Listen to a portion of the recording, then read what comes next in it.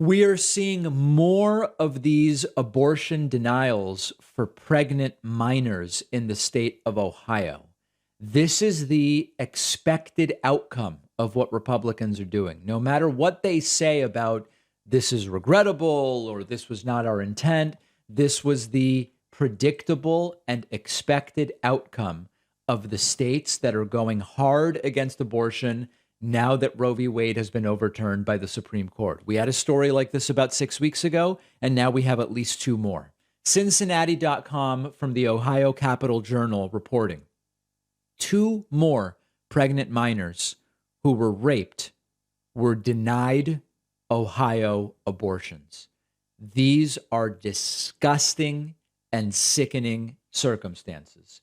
The article reads, at least two more minors made pregnant by sexual assault were forced to leave Ohio to avoid having their rapists' babies, according to sworn affidavits filed by abortion providers. The affidavits were filed in Cincinnati as part of a lawsuit aimed at stopping the enforcement of Ohio's strict new abortion law. Originally paused for 2 weeks, the enforcement delay will be extended until at least October 12th. If true, and remember, I don't sometimes say affidavits aren't evidence. Affidavits aren't evidence, but they should be looked at and evaluated. If true, the affidavits show that a 10-year-old from Columbus, Ohio was not the only child or teen rape victim forced to leave the state. They also describe more than 24 other instances in which the abortion law put women under extreme duress. The description includes those of 3 women who threatened suicide, and they include 2 women with cancer who could not terminate their pregnancies and also couldn't get cancer treatment while they were pregnant. That is a disgusting double-edged sword. And remember, we talked about how this develops. 2 things.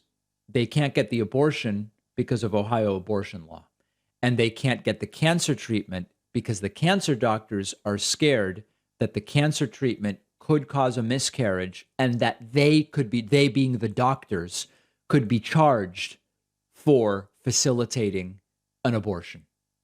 Think of that. It doesn't sound like what the United States in 2022 is supposed to be. But unfortunately, we are now getting more and more of these stories. Another 3 examples were of women whose fetuses had severe abnormalities or other conditions that made a successful pregnancy impossible. Even so, they couldn't get abortions in Ohio.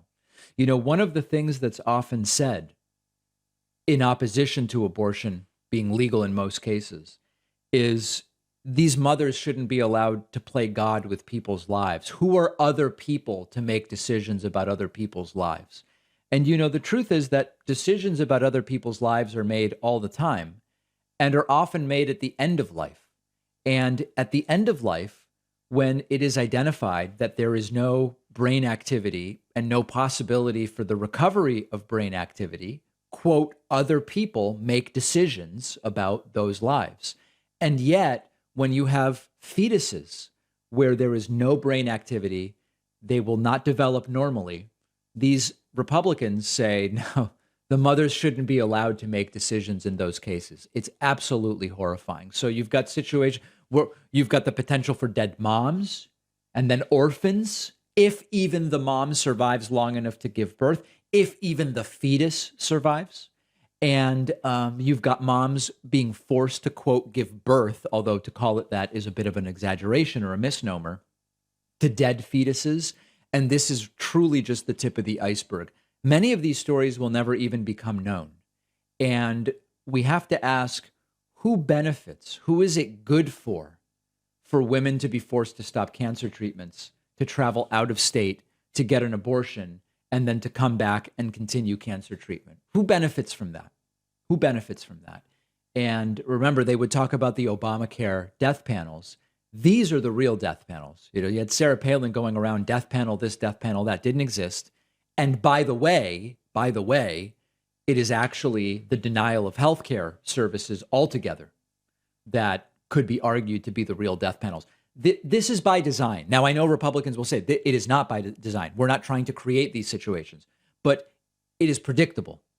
It is predictable that this would happen when you overturn Roe v. Wade and then states pass these horrifyingly strict abortion laws.